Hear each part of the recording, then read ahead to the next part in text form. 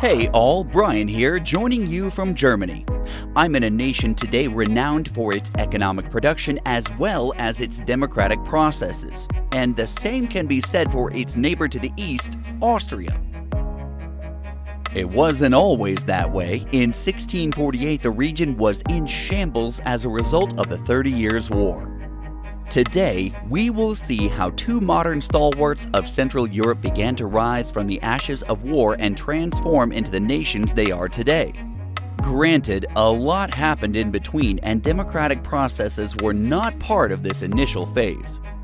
Our essential questions are: how did the 30 Years' War lead to absolutism in Central Europe? How did Prussia emerge as a Central European power? And how did Maria Theresa protect Habsburg holdings and establish absolute rule? Alright historians, let's go!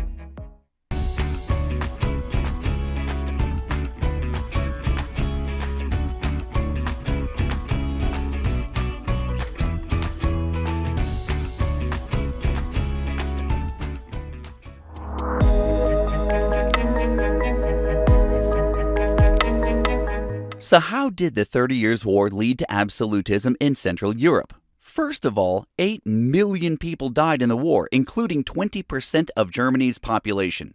Devastation from war creates a need for stability. Authoritarian rule can sometimes be a byproduct. Also, the region's key players, the Holy Roman Empire, the Polish-Lithuanian Commonwealth, and the Ottoman Empire, no longer had a commanding presence. The religious wars had taken their toll. Additionally, Central European economies were still stuck in the Middle Ages with a lack of an emerging middle class. So a power vacuum existed, another contributing factor to absolutism. When there's a void, it opens the door for a strong personality to fill it. The influence of the Catholic Church had previously been an obstacle to medieval heads of state, but Westphalia removed that roadblock, stipulating governments had exclusive domain over affairs within their borders. When an external influence is removed, states become stronger. All of these factors meant that absolutism was just around the corner.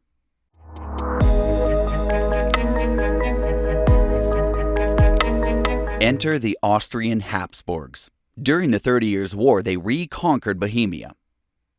Undeterred by the possibility of further defenestrations, the Catholic Habsburgs wiped out Bohemian Protestantism and created a new loyal Czech nobility. They also took back Hungary from the Ottomans.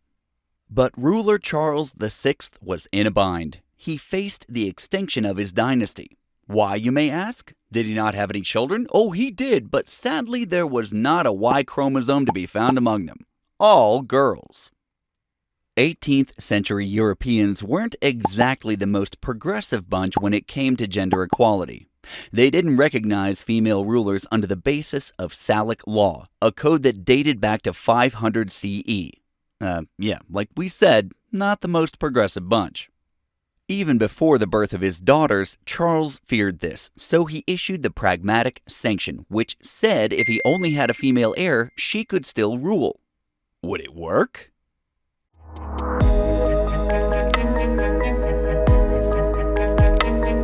Now let's introduce you to a new player, the Protestant Hohenzollern family of Prussia, essentially modern Germany. Largely within the HRE, Brandenburg Prussia, eventually just Prussia, had been devastated in the 30 Years' War, but they came out gaining land and they hoped to rebuild. One thing to remember is that the Prussians loved naming their rulers Frederick. Let's start with Frederick William. He ruled Brandenburg and witnessed the destruction of the war. What do you think that Frederick William would do to make sure his territory wasn't devastated again? If you said that he would create a strong army, well, good thinking. Remember, militarism is a trait of absolute rule, and Frederick William was starting down that path.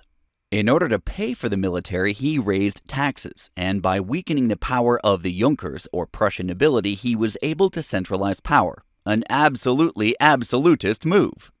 So, Frederick William had a son, Frederick, and that Frederick had a Frederick. And that brings us to Frederick William I.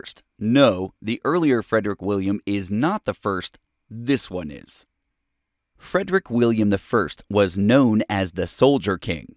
Guess what he liked?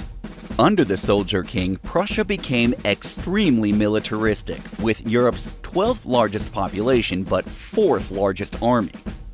The Soldier King also knew how to practice diplomacy with the Junkers, offering them the exclusive right to be army officers. His enthusiasm for the military was equaled by his disgust with, whatever the opposite of the military was. He outlawed opera and ballet, deeming them weak. Hey! Stop it! And the only thing that Frederick William I loved more than a soldier was a tall soldier, recruiting them to serve in a regiment called the Potsdam Giants. He even tried to marry them to tall women so they would have even taller children. Inevitably, Frederick William I would have a son, Frederick. Now, the younger Frederick was pretty much the exact opposite of the Soldier King. As a boy, Fritz, as he was called, was awoken daily by a cannon set up near his bedroom. But Fritz loved art, music, and literature instead. This put him at odds with his militant father, and Fritz tried to run away as a teen. When he was retrieved by his dad, that didn't go over well. He was punished by having to watch the beheading of the friend who had helped him escape. So take a minute here and make a prediction. Based on Fritz's upbringing, what type of ruler do you think he would become? Young Fritz eventually became Frederick the Great, Enlightened Absolutist. He was an absolute ruler, but his absolutism didn't look the same as that of his iron-fisted father. First of all, Frederick called himself the first servant of the state. What do you think this meant? Next, recall what Louis XIV meant when he said, "I am the state." Finally, contrast these two quotes and explain what they reveal about each of these absolutists' views of their own power. When Frederick called himself first servant of the state, it meant that he was personally responsible for the needs of his people. He increased freedom of speech, abolished the use of torture to punish criminals, encouraged religious tolerance, and fostered the growth of the arts. These were all actions of an enlightened absolutist. But those Soldier King genes weren't completely diluted. He was known as an aggressor in foreign affairs, stating, "The fundamental goal of governments is the principle of extending their territories."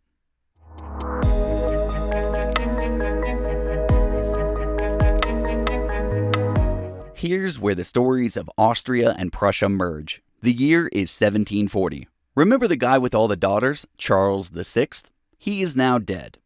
What would happen next? Pause the video and make a prediction.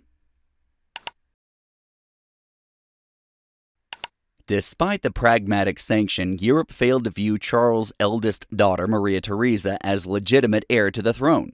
Enter Prussia, filler of the power void. Frederick the Great saw the Habsburg chaos as an opportunity to extend his territory. In late 1740, Prussian troops invaded bordering Silesia, an iron-rich Habsburg holding. And worse yet for Maria Theresa, powerful France also wanted a piece of Habsburg land. Maria knew exactly who to ask for help: England, and they agreed. I guess you could say that England and France were not exactly on good terms. Maria ceded Silesia to Frederick, knowing that it would allow her to focus on fighting the French. This conflict, known as the War of Austrian Succession, continued until 1748. The result? Maria lost Silesia, but in a defensive victory won international recognition of the legitimacy of her reign.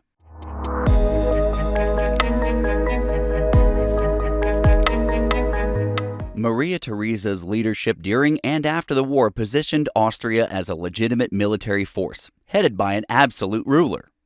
Maria removed tax exemptions from the clergy and nobility, knocking them down a bit, thereby enhancing her own power, while easing the tax burden on the lower class.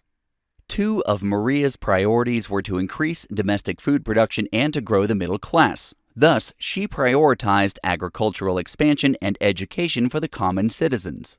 But don't forget, an absolute ruler is an absolute ruler. Maria was intolerant of non-Catholics. She was viewed as a friend of the common people, but because she deemed it practical for her empire, it was a truly authoritarian state.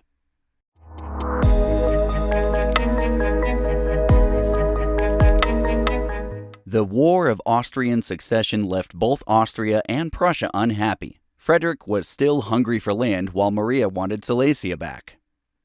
In 1756, Prussia invaded Saxony, a German state allied with Austria, thus beginning the 7 Years' War. The war pitted two European alliances against each other, Britain and Prussia on one side with France, Austria, and Russia on the other. Known as the First Global War, fighting spread beyond Europe and into British and French colonial holdings in North America. There, it was known as the French and Indian War, as well as trading posts in India and West Africa. When the Treaty of Paris ended the war in 1763, no European territory changed hands. However, Prussia emerged on the world scene as a legitimate force. France lost its North American colonies, and Britain gained sole economic dominion in India, paving the way for further British involvement in the 1800s. The war solidified Britain's status as a world power.